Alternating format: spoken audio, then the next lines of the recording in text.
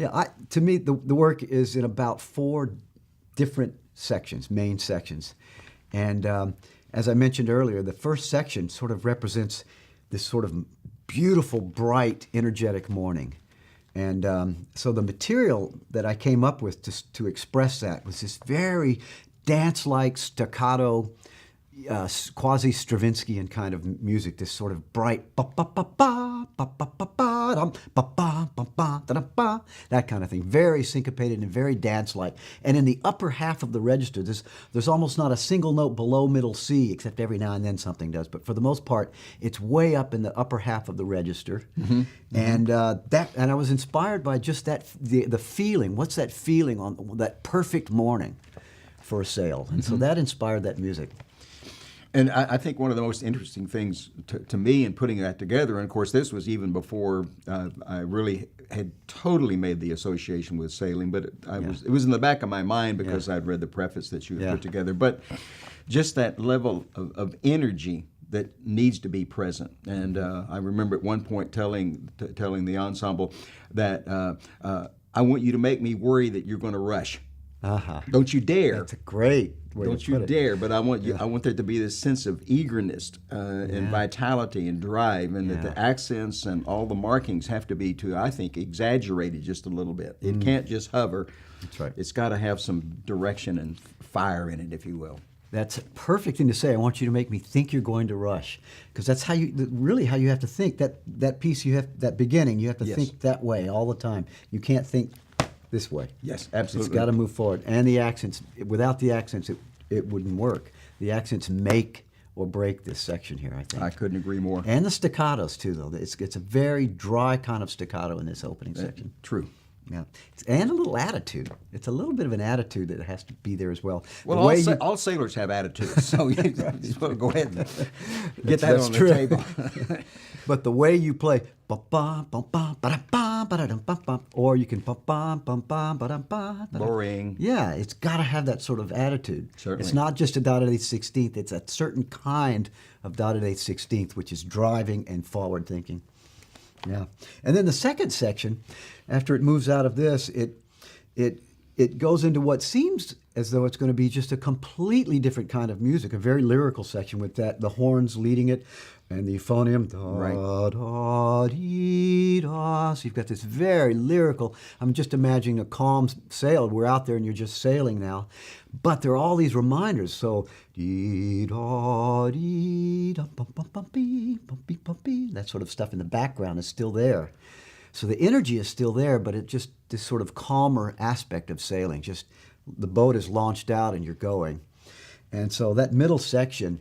Yes, it's contrasting, but it hasn't left entirely the energy of the first section. Right. And I think, at least to us, one of the big challenges on that was it's easy to want to over-emote that and all of a sudden start to become a little bit rubato, and you can't because all that drive is there. Yeah. And it's kind of like, again, like a sailboat under sail with the wind pushing the boat with all its energy. It doesn't lunge along. It goes. And it continues to go. But the notion of the fact that lyrical line that you have going there still has to be incredibly rhythmic.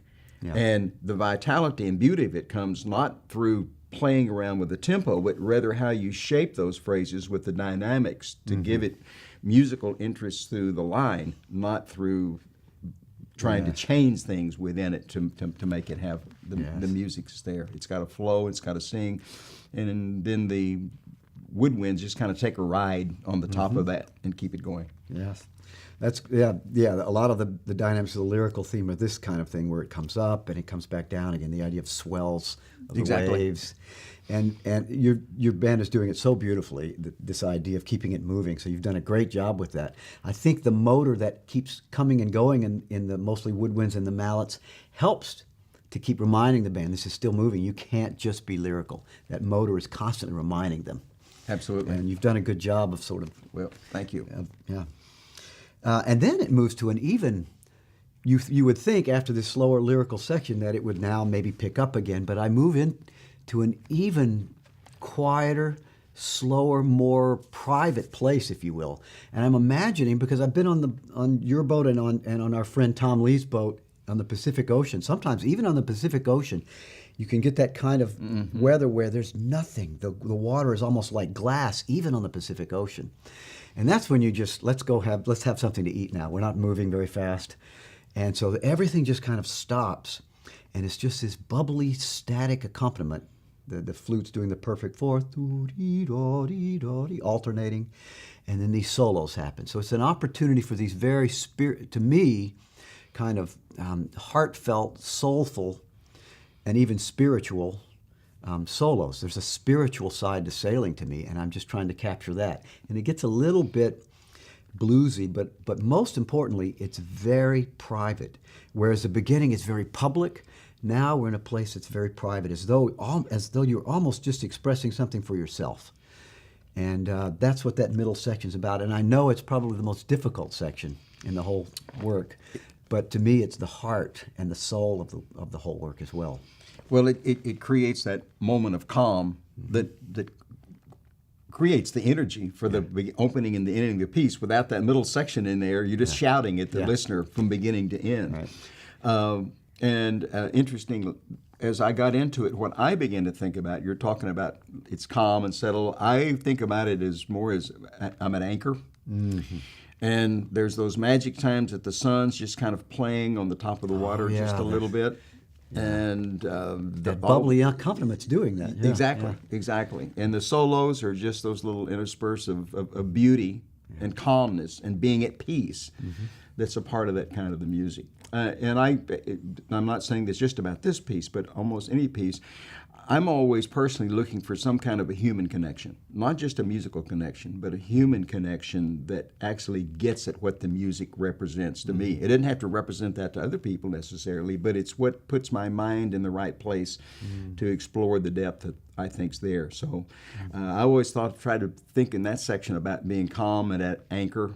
Mm-hmm. And at peace with myself and at peace with nature as we go through that section. But it is a challenge to keep that moving. I guess all the way through the piece, one of the biggest challenges is that with the exception of the one little retard in the oboe solo, there's no place that the tempo fluctuates, whatever tempo you've put into place. Even the modulation back into the allegro section, there's no hesitation for that. It just goes from 3 into 2, and boom, you're off again at sail. Right. So that was a big challenge, I think, throughout, was just to remember that the momentum must be there at all times for the music to really have its magic. Mm-hmm. Yes, and I sneak out of that section through a metric modulation. Right. That sort of triplet becomes the eighth, and we're back at the original tempo without really knowing it at first, because I just wanted this idea of just a transition that's almost unnoticeable, but then you're starting to hear all this material come back, and you realize, oh, the anchor, as your metaphor, to use your metaphor, the anchor has been pulled up, and we're back sailing again here. Mm-hmm. And it all just goes back to that same feeling again of sailing. The lyrical theme comes back again. And the little dancing things that are accompanying the lyrical theme all come back. And it's starting to build. The difference this time is it's starting to build to something brand new. So we go through the lyrical theme and then back to some of the dancing music, the return of that.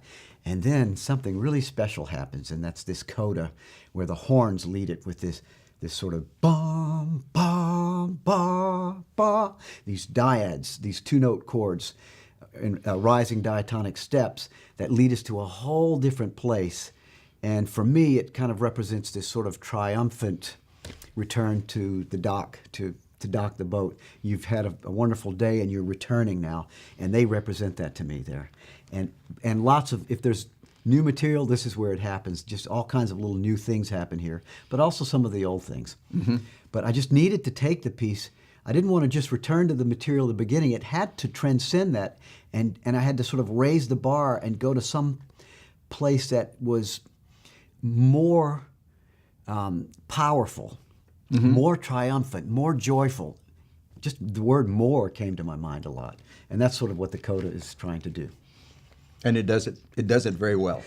I think one of the biggest challenges musically in rehearsing the piece on that section is to pace yourself If you get too big too soon, when that final big crunch happens, about all you can do is let your eyes get bigger. There's no more sound to deal with. So I think you have to really think about pacing that last 2 minutes of the piece to make sure that the real arrival points occur where they need to be, and that you haven't gotten there too soon. That's right. Yeah, because it's long lasting, and you have to pace it. That's absolutely true. But that's a magic moment when the horns come in. Yeah. I mean, it's fun to be in front of a group when that happens. Yeah. That's a lot of. I was just thinking, energy. you must enjoy conducting this spot right here. Last night, the first time I'd heard it, and when that, not on the horns, but when that low note comes in underneath him, I looked right at you and I thought, he must be having fun right now. It just looks like you were. Yes, absolutely. Yeah, that's great. So in the end, the piece presents itself pretty much as an arch form because you've got this bright dance-like energy, then the lyricism, that's A, B, and then the heart, the C section where it's static, and then the lyricism comes back to B, and then back to the A, the dance. So A, B, C, B, A. Just a straight arch form, which is exactly what you do when you're sailing. You're going out, and you're coming back again. And so that sense of the arch form is there, except that I add this coda. Right. Yeah. Yeah. Yeah. So I heard it for the first time last night, and I'm just delighted with what you've done with it, and can't wait for the premiere tonight. Well, it's been an exciting journey for us to put it together, and it's been fun to watch the group grow with the piece. I think that's true with any piece of music that you or I do. And that the fact that first, quite candidly, some of the people were not quite sold on it at the beginning. But I've had a lot of pieces of music you have to kind of get into and dig with and start to realize the depth and the energy and the beauty that's there. But I'll guarantee at this point, Austin Symphonic Band has taken ownership of that piece. They may be resentful if somebody else plays it. I don't know about that. Well, I couldn't ask for more. It's just wonderful.